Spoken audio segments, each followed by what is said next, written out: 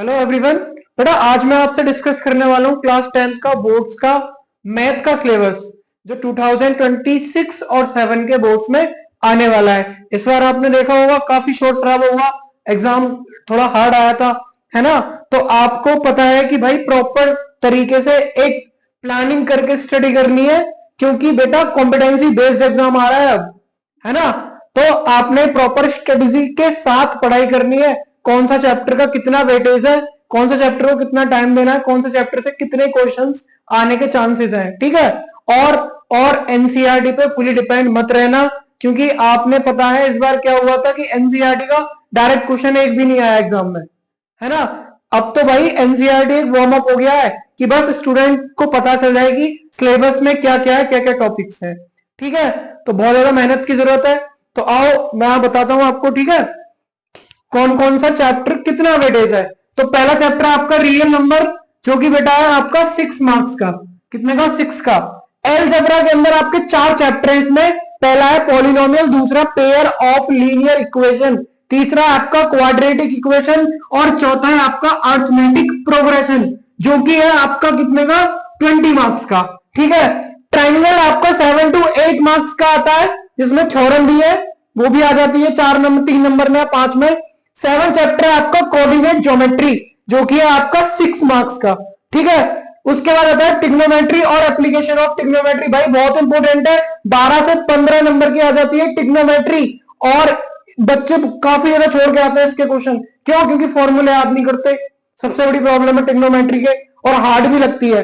उसके बाद है आपका सर्कल, जो कि है आपका ज्योमेट्री का पार्ट, जो है 7 मार्क्स का आएगा, है ना।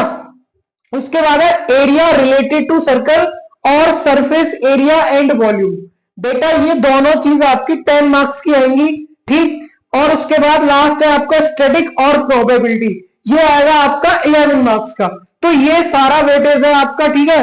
देखो इसमें कुछ चैप्टर थोड़े हार्ड लगते हैं बच्चों को, फॉर एग्जाम्पल मैं बात करूं टिग्नोमेट्री की, ठीक। और दूसरा है अपना ये सर्कल, सर्कल में थोड़े से हार्ड क्वेश्चन आ जाते हैं। आपका ट्रायंगल भी थोड़ा हार्ड लगता है, इस बार भी क्वेश्चन अच्छा खासा आया था। और एप्लीकेशन ऑफ टेक्नोमेट्री से आपको केस स्टडी देखने को मिल जाएगी, है ना। सरफेस एरिया एंड वॉल्यूम से केस स्टडी मिल जाएगी।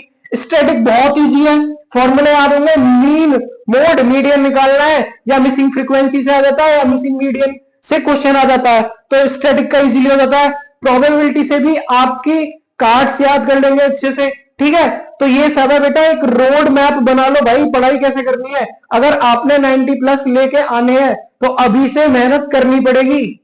अब इतने बहुत ज्यादा आसान नहीं है, क्योंकि एनसीईआरटी के बेसिस पे नहीं आता कि पूरा का पूरा एनसीईआरटी से पहले आ जाता था, आज से 4-5 साल पहले, है ना। अब कंपटीशन बहुत हाई हो गया है, और फिर क्या कहते हैं भाई, रिसोर्सेज इतने हैं ना, आपने तो उनको भी तो देखना है, उन्हें भी तो देखना है, फिर वो एग्जाम भी उसी हिसाब से रखते हैं। मैं क्या कराने वाला हूं आपको, देखो पहले ध्यान से समझो, मैं क्या कराने वाला हूं। सबसे पहले आप चैनल को बेटा सब्सक्राइब कर लो और शेयर भी कर देना।